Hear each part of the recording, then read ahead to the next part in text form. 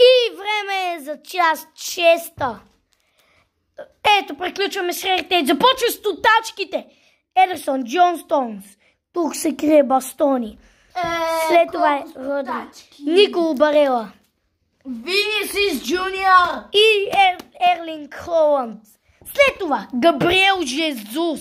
От черните карти. Томас Мюлер. Извинете, падна ми телефона. Томас Мюлер от черните карти и Марко Реус. След това прокартите. Тук е Фабиан Руис. Тя трябва да стои тук, но просто ми е скъсано. Не гледайте, голямичко. Гави и Тони Крос. 3 прокарти. Това е супер. Енерджи, Салах, Чуанеми. И разбира се, Себастиан Халер. Ето го тук. Тук.